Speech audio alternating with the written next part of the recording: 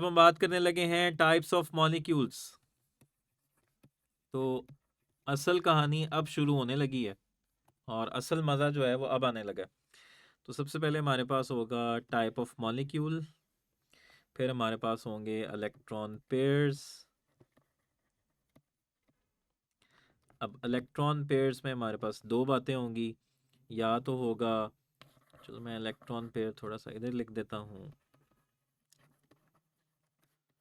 Electron pairs में दो बातें होंगी कि बॉन्ड पेयर है या लोन पेयर है, या दोनों ही है।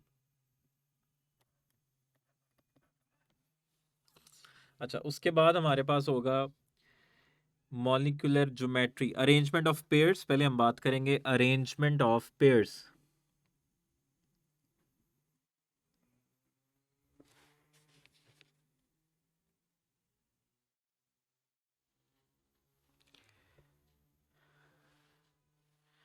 इसको हम लिखेंगे अरेंजमेंट ऑफ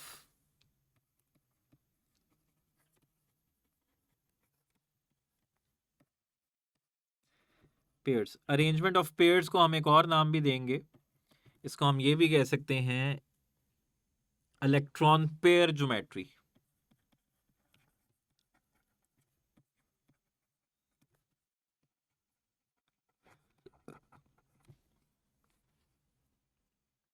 अच्छा, नेक्स्ट होगा हमारे पास मॉलिक्यूलर ज्योमेट्री।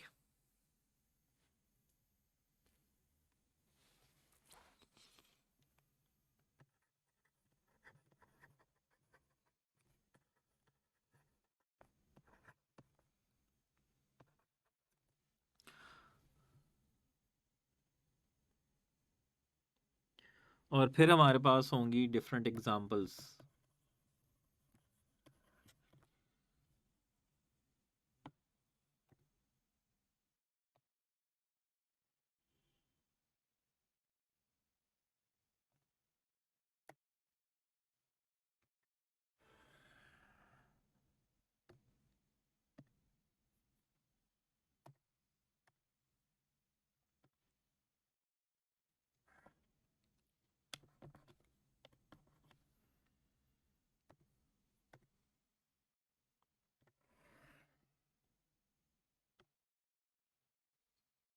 अच्छा जी, सबसे पहले हम टाइप पढ़ेंगे जी AB2 type molecules. AB2 type molecules में तो एक सेंट्रल एटम है और दो बॉन्डेड एटम्स हैं, ठीक है। AB2 टाइप मॉलिक्यूल सबसे सिंपल है, बहुत बहुत आसान है, इसमें कोई मसला ही नहीं है। एक सेंट्रल एटम है और उसके साथ दो एटम्स जो है ना वो बॉन्डेड है, तो इसमें दोनों ही बॉन्ड पेयर होंगे। लोन पेयर इसमें कोई नहीं होगा। AB2 टाइप मॉलिक्यूल में लोन पेयर कोई नहीं होगा, ये दोनों ही बॉन्ड पेयर होंगे, ठीक है। तो इसमें जो है अरेंजमेंट क्या होगी, इसमें मैं एग्जांपल ले रहा हूं BeCl2 की। BeCl2, तो इसमें जब हमारे पास दो बॉन्ड पेयर हैं तो उनके दरमियान मैक्सिमम एंगल कितना होगा, 180 डिग्री। तो इनकी ज्योमेट्री क्या होगी, तो इनकी मॉलिक्यूलर ज्योमेट्री भी लीनियर है और इनका अरेंजमेंट ऑफ पेयर्स भी लीनियर है। इसमें इलेक्ट्रॉन पेयर ज्योमेट्री भी लीनियर है। अच्छा, ये दोनों बातें कब डिफरेंट होंगी, जब लोन पेयर्स आएंगे, अभी हम आगे चल के बात करेंगे। अरेंजमेंट ऑफ पेयर्स एक अलग बात है, इलेक्ट्रॉन पेयर ज्योमेट्री एक अलग बात है, और मॉलिक्यूलर ज्योमेट्री एक अलग बात है। अभी बच्चे ने क्वेश्चन किया था difference between geometry and shape, तो ये वो फर्क आएगा, ज्योमेट्री और शेप में फर्क आएगा लोन पेयर की वजह से, कि शेप क्या है और ज्योमेट्री क्या है।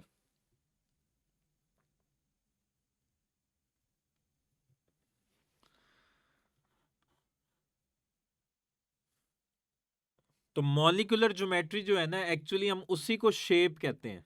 एक्चुअली जो शेप होगा ना वो मॉलिक्यूलर ज्योमेट्री होगी, और जो इलेक्ट्रॉन पेयर ज्योमेट्री है ये एक नॉर्मल ज्योमेट्री होगी, ठीक है, उस टाइप, उस मॉलिक्यूल के टाइप की। तो AB2 टाइप मॉलिक्यूल्स में और कौन कौन सी एग्जांपल्स आती हैं हमारे पास, इसमें आप कार्बन डाइसल्फाइड की भी एग्जांपल देखते हो। कार्बन डाइसल्फाइड लीनियर है। इसमें आप कार्बन डाइऑक्साइड की एग्जांपल भी देखते हो, जैसे कि कार्बन डाइऑक्साइड की अगर आप एग्जांपल देखो तो इसमें कार्बन ऑक्सीजन के दरमियान डबल कोवलेंट बॉन्ड है। अब अब इन दोनों बॉन्ड पेयर्स को मैं एक दूसरे से मैक्सिमम डिस्टेंस पे रख रहा हूं ना, लेकिन ये जो बॉन्ड पेयर्स हैं ये क्या हैं, ये डबल बॉन्डेड है ना, ये डबल कोवलेंट बॉन्ड है, तो मैं इनको भी तो एक दूसरे से मैक्सिमम डिस्टेंस पे रख रहा हूं। क्यों? क्योंकि मैं इस बॉन्ड को एक ही बॉन्ड कंसिडर कर रहा हूं, ये एक बॉन्ड है और इसको भी मैं एक बॉन्ड ही कंसिडर कर रहा हूं, तो इन दोनों को भी मैं मैक्सिमम डिस्टेंस पे रख रहा हूं। तो डबल बॉन्ड हो या ट्रिपल बॉन्ड हो, उससे कोई फर्क नहीं पड़ेगा, बस आपने उनको एक दूसरे से मैक्सिमम डिस्टेंस पे रखना है। ठीक है, जो थर्ड पॉस्टुलेट है वो यही है, बेशक एटम्स के दरमियान डबल बॉन्ड हो या ट्रिपल बॉन्ड हो, आपने वो जो सेंट्रल एटम के जो बॉन्ड्स हैं आपने उनको मैक्सिमम डिस्टेंस पे रखना है। ठीक है, इसी तरह कार्बन डाइसल्फाइड का भी ऐसे ही बनेगा, दोनों तरफ सल्फर आ जाएगा, तो ये भी लीनियर है और एंगल क्या है 180 डिग्री। और इसी तरह हम बात करें HgCl2 भी इसी में ही आएगा, HgCl2। तो ये था जी हमारे पास लीनियर, बहुत सिंपल है।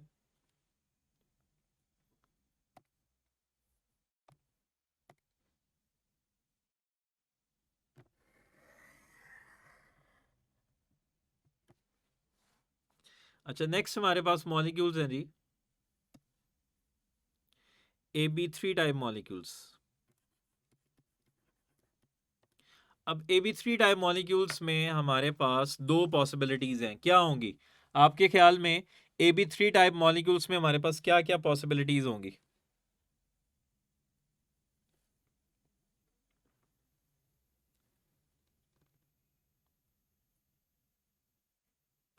जी बेटा, इसके केस में हमारे पास लोन पेयर नहीं ना था, तो जब लोन पेयर ना हो तो फिर ज्योमेट्री और शेप सेम होती है। अगर लोन पेयर आ जाए तो फिर जो है ना ज्योमेट्री और शेप में फर्क आ जाता है।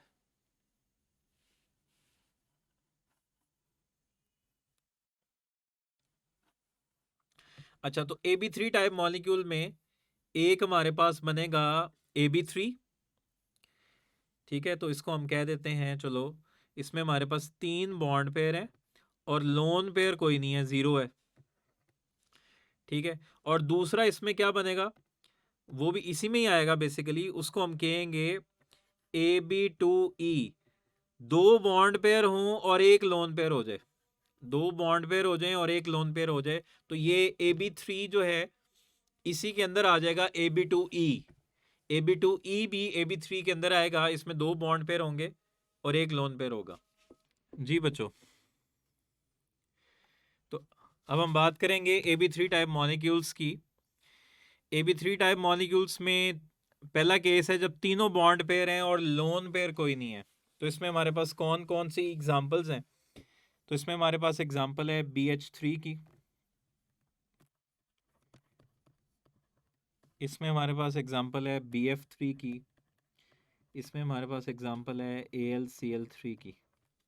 ठीक है, तो AlCl3 का अगर हम स्ट्रक्चर बनाएं, Al और Cl3, तो तीन बॉन्ड पेयर है ना मेरे पास, तो मैं टोटल सर्कल कितना होता है 360 डिग्री, तो मैं इनके दरमियान मैक्सिमम कितना एंगल रख सकता हूं, क्योंकि मेरे पास टोटल सर्कल कितना है 360 डिग्री और मेरे पास तीन बॉन्ड पेयर हैं, तो मैं 360 को 3 से डिवाइड करूं तो हर एक के दरमियान जो एंगल बनता है वो 120 डिग्री बनता है। तो हर एक के दरमियान एंगल कितना बनता है 120 डिग्री। तो इसकी ज्योमेट्री जो है, ज्योमेट्री इसकी बनती है ट्राइगोनल, तीन साइड्स बन रही हैं, तो इसको हम कहेंगे ट्राइगोनल। और चूंकि सारे बॉन्ड्स एक ही प्लेन में मौजूद हैं तो इसको हम कहेंगे ट्राइगोनल प्लेनर। इसमें चूंकि लोन पेयर कोई नहीं है तो लिहाजा इसकी जो ज्योमेट्री है, इसकी शेप भी वही होगी, तो इसकी शेप भी ट्राइगोनल प्लेनर है। ठीक है, एक ही प्लेन में होने का मतलब ये है, लेट से अगर आप एक बॉन्ड बना रहे हो और आपने सारे एक ही पेज के ऊपर बॉन्ड्स बना दिए हैं, ठीक है, यानी कि प्लेन के अंदर मौजूद है, यानी कि सारे बॉन्ड्स आपने, लेट से आप पेपर की बात कर रहे हो, पेपर जो है ना वो आपका प्लेन है, तो अगर आपने एक एक बॉन्ड्स बनाए हैं और वो सारे आपने पेपर के ऊपर ही बना दिए हैं, तो उसका मतलब वो सारे बॉन्ड्स एक ही प्लेन में मौजूद हैं। तो ये प्लेन का तो कॉन्सेप्ट वैसे आपको बहुत अच्छा आना चाहिए, क्योंकि ये आप फिजिक्स में पढ़ते हो, out of the plane into the plane, magnetic field, electric field, जो कि बड़ा औखा काम है। अच्छा, दूसरे इसमें है हमारे पास AB2E, यानी कि जब दो बॉन्ड पेयर हो और एक लोन पेयर हो, जब दो बॉन्ड पेयर हो और एक लोन पेयर हो, इसमें हमारे पास एग्जांपल है टिन क्लोराइड की और SO2 की। हमारे पास एग्जांपल है टिन क्लोराइड की और SO2 की। तो SO2 का हम स्ट्रक्चर ड्रॉ करके देखते हैं। सल्फर के आखिरी शेल में 6 इलेक्ट्रॉन है, तो 4 जो हैं इसने बॉन्डिंग में इस्तेमाल कर लिए ऑक्सीजन के साथ, 2 एक ऑक्सीजन के साथ, और 2 जो है ना वो एक डिफरेंट ऑक्सीजन के साथ, और एक सल्फर के पास लोन पेयर भी है। ठीक है, इससे पहले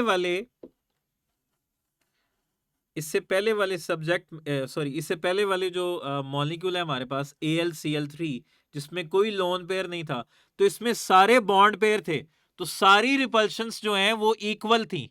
बॉन्ड पेयर, सारे बॉन्ड पेयर थे, तो बॉन्ड पेयर रिपल्शंस, सारी रिपल्शंस एक जैसी थी। लेकिन अब क्या हुआ, अब एक लोन पेयर आ गया, तो अब एक lone pair bond pair repulsion bond pair से ज्यादा है। तो बॉन्ड पेयर के दरमियान जो रिपल्शन है वो कम है, जबकि लोन पेयर और बॉन्ड पेयर में जो रिपल्शन है वो ज्यादा है। ये पॉइंट अभी हमने पढ़ा है, ये इसका मेन पोस्टुलेट था। तो अब lone pair bond pair repulsion ज्यादा है, तो ये लोन पेयर इस बॉन्ड पेयर को भी अपने से दूर करेगा और इस बॉन्ड पेयर को भी अपने से दूर करेगा, जिसकी वजह से ये दोनों बॉन्ड पेयर एक दूसरे के करीब आएंगे। ये दोनों बॉन्ड्स एक दूसरे के करीब आएंगे और ये एंगल जो है ये 120 से कम हो जाएगा, तो ये एंगल लेस देन 120 डिग्री हो जाएगा। तो अब जो इसकी शेप है वो चेंज होके अब ये थोड़ा सा बेंट कर जाएगा। कहने का मतलब अब ये बेंट कर जाएगा, तो इसकी अब शेप क्या होगी, बेंट, या इसको हम एंगुलर भी कहेंगे। लेकिन इसकी ज्योमेट्री जो है वो ट्राइगोनल प्लेनर ही रहेगी। लेकिन लोन पेयर आने की वजह से उसकी शेप चेंज हो गई है। अब उसकी शेप आ गई है बेंट या एंगुलर, और चूंकि ये इस तरह की शेप बनती है तो इसको हम उल्टा वी बनता है, ये उल्टा वी बनता है, तो इसको हम वी शेप्ड भी कहते हैं, बेंट या एंगुलर या वी शेप्ड। ठीक है, तो ये था जी हमारे पास AB2E टाइप मॉलिक्यूल्स।